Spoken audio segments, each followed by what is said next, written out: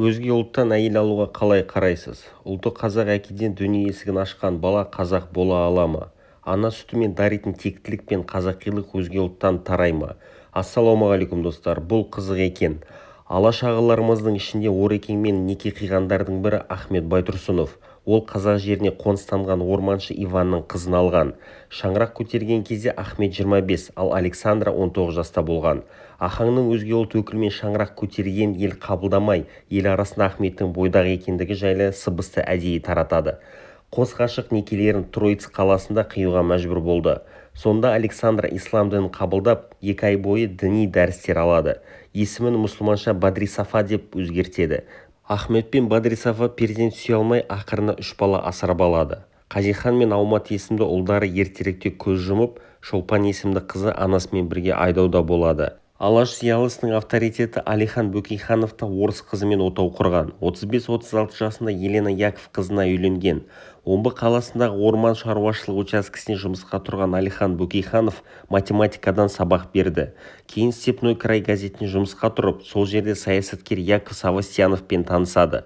Қос азаматтың саяси қоғамдық қозғалыстарға деген көзқарасы бірдей болып, екеуі жақсы тіл табысады. Жақын байланыс кезінде саясаткердің қызы Еленамен танысады.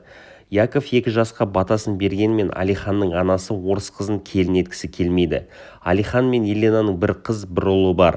Бөкейханов 1903 жылы дүниеге келген қызы Елизаветаны Зейнеп, 1904 жылы туған ұлы Сергейді Өкітай деп атаған. Өкінішке қарай Алихан Бөкейхановтың өзіне де, оның балалары мен немересіне де туған жерінен топырақ бұйырмаған. Барлығы Мәскеу қаласында жерленген. Қазақтың бірінші большевигі, саяхатшы, қызыл керуеннің басшысы Сталиннің өзіне алашордалықтарға автономия құруға кедергі жасаймын деп уәде берген. Репрессиядан аман қалған Алиби Жангелдин 4 әйел алған. Оның 2-і қазақ, 2-і орыс ұлтынан болды. Ұлтының тағдырын айқындау үшін тыңшы болып, жат елде аяқ асты мерт болған Мұстафа Шоқай атамыз Ташкентте Мария Горинамен некеге отырады. Марина Мұстафа Шоқайдың бұрынғы танысы. Францияның Ножон-сюр-Марн қаласында Мұстафа Шоқайға ескерткіш орнатылған. Әйелінің арқасында Европа халқы оның көптеген еңбегін оқыған. Мәскеуге кен орындары туралы зерттеу жұмыстарының сызбалары жайлы толық ақпарат бермей, кен орындары ұрпаққа қалсын деген геолог, қазақ ғалымы Қаныш Сатпаев 2 әйел алған. Бас-аяқ 6 перзенттің 2-і шетінеп, тағы бірі ересек кезінде көз жұмған. Бірінші әйелі Шарипадан Шамшия Бану мен Ханиса есімді 2 қызы, ал екінші жары Таисия Алексей қызынан Мейіз атты қызы бар. Мемлекет қайраткері Тұрар Рысқұловтың 4 әйелі болған. Олардың 3-і орыс ұлтынан, ал 4-шісі тек жартылай қазақ. Тұрар бұл әйелін орыс актрисасы Регина Лазарева үшін тастап кетпек болған деседі. Ал екінші әйелі Надежда Пушкарева Жаһанша Досмұхамедовтың жұбайының әпкесі болған. Белгілі композитор, хор өнерінің негізін салушы Бақытжан Байқадамов та орыстың қызымен некелескен. Бәкеңнің жұбайы Мәскеуді құтқарған әйгілі генерал Панфиловтың немересі Валентина Панфилова. Айгүл мен Алуа есімді 2 қыздары бар. Қазақ әдебиетінің саңлағы Жүсіпбек Аймауытов 2 рет үйленіп, 2 некеде де орыстың қызымен болған. Венера Николаевна және Евгения Кирилловна есімді әйелдерден Бектұр Жанақ есімді 2 ұл мен Муза есімді қыз болған. Атақты батыр, жазушы Бауыржан Момышұлы бірнеше рет үйленген. Алғашқы жары Бибижамал Мұханқызы. Бұл некеден жазушының бір ұлы бар. Бақытжан Момышұлы бүгінде есімі елге белгілі жазушы, ал оның жары белгілі қоғам қайраткері Зейнеп Ахметова. Екінші зайыбы Вера Строева. Ол Бауыржан Момышұлының әдебиетке келуіне әсер еткен. Бұдан бөлек Момышұлы сыған қызы Клавдия Коркинамен көңіл жарастырған.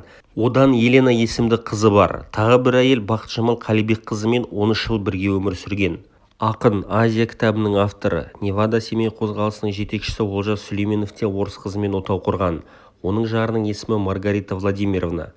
Қазақтың тұңғыш ғарышкері Тоқтар Әубәкіровтің де жары орыс ұлтынан. Әубәкіров осыдан 41 жыл бұрын Татьяна есімді арумен отау құрған. 1951 жылы туған Татьяна Михайловна Малышеваның мамандығы инженер. Тоқтар мен Татьяна ұзақ уақыт бойы ресми некеде тұрмаған. Үйленген кезінде Әубәкіров 39-да, Татьяна 34-те болған. Бұл жұп отбасын құрғанға дейін 2 балалы болып үлгерген. Тимур және Михаил есімді 2 ұл бар. Қазақтан шыққан екінші ғарышкері, Қазақстанның халық қаһарманы Талғат Мұсабаевтың жары Ресей азаматшасы Лацис Виктория Вальдемаровна. Көпшілік оны орыс деп ойлағанмен негізі шыққан тегі латыш. Мұсабаев болашақ жарымен Ригада танысқан. Танымал әнші әрі музыкант марқұм Батырхан Шүкенов те орыс қызы Екатеринамен бейресми некеде болған. Ол Мәскеуде жүрген кезінде Катямен көңіл қосып, онымен бір шаңырақ астында тұра бастаған. Бүгінде марқұм Батырхан Шүкенов пен Екатерина Мақсұт есімді ұлы бар. Ол анасымен бірге шетелде тұрады. Музыкант әрі композитор Сейфуллин Жолбарыста 2 рет отбасын құрған азаматтардың қатарында. Алғашқы некесі сәтсіз аяқталған Сейфуллин екінші ретте орыс қызымен шаңырақ көтерген. Сейфуллиннің айтуынша Екатерина Лилуя орыс болғанмен жаны қазақ.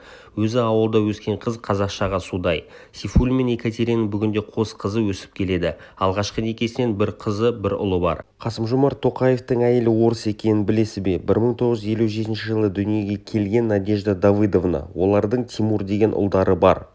Қазағым қандай болса да әр затты жақсылыққа жорған. Тыныш жатқан елміз және көп ұлтпен етене өмір сүре білеміз. Бірақ ел тағдыры бесіктен басталатыны айқын. Сол бесікті ыңылдап тербелте білетін екі ұрпақты өсіретін де, тәрбиелейтін де өзіміз. Нағыз қазақи арнаға қолдау, тіркелу және қоңыраушаға басу.